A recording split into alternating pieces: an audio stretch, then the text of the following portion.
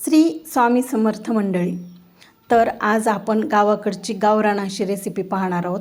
तीही एकदम पारंपरिक, अगदी पारंपरिक पद्धतीने चालत आलेली अशी ही रेसिपी आपण आज पाहणार आहोत. तर इथं मी काय केलेले, आंबाडीची भाजी घेतलेली. आंबाडीची भाजी ही गावाकडच्या भागामध्ये सहज उपलब्ध होते. एखाद्या शहरी भागात मिळते की नाही मला सांगता नाही येणार, पण गावाकडच्या भागामध्ये ही भाजी सहज उपलब्ध होते. तर ह्या आंबाडीच्या भाजीमध्ये काय करायचं, पाणी घालायचं आणि ती पाण्यामध्ये छान अशी शिजवून घ्यायची. एकदम छान, एकदम गाळ होईल अशा पद्धतीने शिजवून घ्यायची. आता आणि त्याच्यामध्ये एकदम पाणी भाजी डुबेल एवढंच टाकायचं आहे.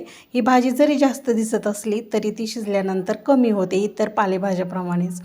तर आता इथं काय झाले, आपली ही आंबाड्याची भाजी इथं छान अशी शिजलेली आहे.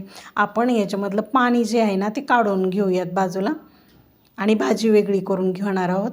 आता इथं पाणी आहे ना ते आपण इथं बाजूला काढून घेतलेलं आहे. भाजीतलं पूर्ण भाजी इथं नितळून घेतलेली आहे पाणी काढून. आता आपली ही भाजी थंड होती आहे, तोवर आपण बाकीचं वाटण तयार करून घेऊयात. तर ह्याच्यामध्ये काय केलं आहे, मी 7-8 10 लसणाच्या पाकळ्या घेतल्यात, 4-5 हिरव्या मिरच्या घेतल्यात आणि हे काय करायचं आहे, मिक्सरला बारीक वाटून घ्यायचे. आता इथं आपलं मिरच्या आणि लसूण वाटून होईपर्यंत भाजी इथं छान अशी थंड झालेली आहे. आता ह्याच्या काय करायचं, ह्या भाजीमधलं जे पाणी की नाही ते आता पूर्ण आपल्याला पिळून घ्यायचे, कारण थंड झालेलीच भाजी छान पिळता येते ना. त्याच्यामुळं आता ही थंड झाल्याच्या नंतरच ह्याच्यातलं ही पाणी की नाही ते पिळून घ्यायचे, कारण ही भाजी आंबट असते चवीला. म्हणजे ह्याचं पाणी पूर्ण पिळून घेतलं की नाही त्याचा आंबटपणा हा कमी होतो. त्याच्यासाठी पाणी पूर्ण पिळून घ्यायचं आहे त्याच्यामधलं. आता ही पिळून घेतलेली भाजी आपण आता एका बाऊलमध्ये घालून घेतली आहे आणि त्याच्यामध्ये काय करायचं, त्या भाजीमध्ये इथं ज्वारीचं पीठ घालायचं आहे. मी इथं 1 वाटी ज्वारीचं पीठ घेतलेलं आहे. आपण ही पारंपरिक रेसिपी करतो आहे ना, त्यामुळे इथं ज्वारीच्या पिठाचाच वापर करायचा. त्यानंतर अर्धी वाटी गव्हाचं पीठ घेतलेलं आहे आणि अर्धी वाटी इथं बेसन पीठ घेतलेलं आहे. नंतर त्याच्यामध्ये आपण जे हिरवी मिरची आणि लसणाचं वाटण तयार करून घेतलं होतं की नाही ते घालायचं आहे. नंतर एक मोठा कांदा मी बारीक चिरून घेतला होता तोही घालायचा आहे. इथं मी भिजवलेली हरभऱ्याची डाळ घेतलेली आहे. 1 मूठभर हरभऱ्याची डाळ मी भिजत घातली होती, ती घातली आहे. नंतर त्याच्यामध्ये 1 चमचा ओवा घालायचा आहे आणि 1 चमचा जिरे घालायचे. ओवा आणि जिरे घातल्यामुळं खूप छान या रेसिपीला टेस्ट येते. नंतर त्यामध्ये मीठ घालायचे चवीनुसार, कारण आपण हिरवी मिरची आणि लसणामध्ये मीठ घातलं नव्हतं ना. नंतर हळद घालायची आहे आणि इथं पांढरे तीळ घालायचे आहेत आणि हे सर्व जिन्नस काय करायचे आता मिक्स करून घ्यायचे. एकदम एकजीव होईल अशा पद्धतीने हे मिक्स करून घ्यायचे आणि नंतर हे मिक्स झाल्याच्या नंतर त्यामध्ये काय करायचं, थोडं थोडं पाणी घालून याचं छान असं पीठ मळून घ्यायचं आहे.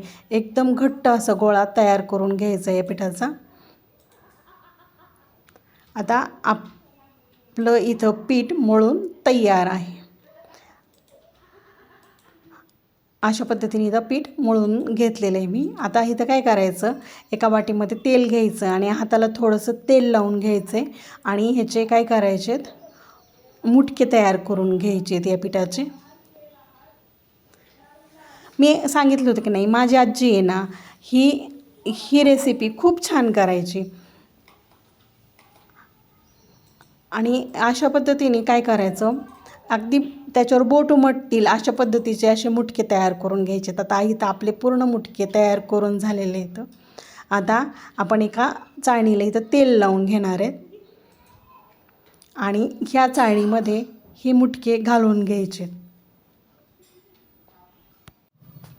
तेल लावल्यामुळं काय होतं, हे जे मुटके आहेत ना त्या चाळणीला चिटकत नाहीत आणि सर्व मुटके इथं चाळणीमध्ये ठेवून झालेले आहेत. आता मी तोपर्यंत काय केलं होतं, इथं गॅसवर एका कढईमध्ये पाणी गरम करण्यासाठी ठेवलं होतं. त्या कढईवरती ही चाळणी ठेवून द्यायची मुटके ठेवलेली आणि त्याला झाकण ठेवून हे मुटके छान असे 20 ते 25 मिनटं असे वाफवून घ्यायचे इथं. आणि इथं आपले मुटके छान असे वाफवले गेलेले आहेत, पाहू शकता तुम्ही.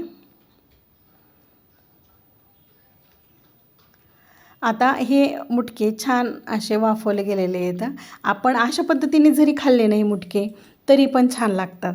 पण आपण इथं आज काय करणार आहेत, हे मुटके शालो फ्राय करून घेणार आहेत. तुम्ही डीप फ्रायही करून घेऊ शकता, पण शालो फ्राय अगदी कमी तेलात ही रेसिपी होते, त्याच्यामुळे मी इथं आज शालो फ्रायच करून घेणार आहे हे मुटके.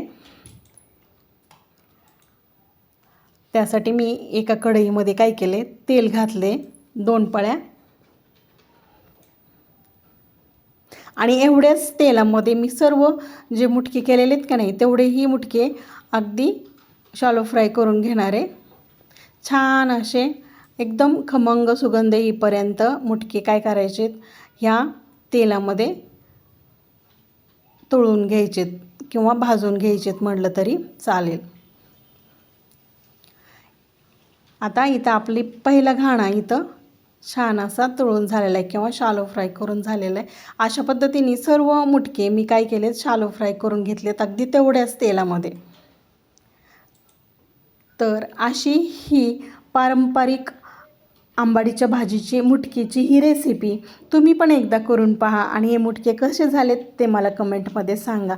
माझ्या आजीची ही रेसिपी तुम्हाला कशी वाटली तेही मला कमेंटमध्ये सांगा. आणि हो, माझे जर व्हिडिओ तुम्हाला आवडत असतील तर आपल्या चॅनलला नक्की सबस्क्राईब करा. बाय.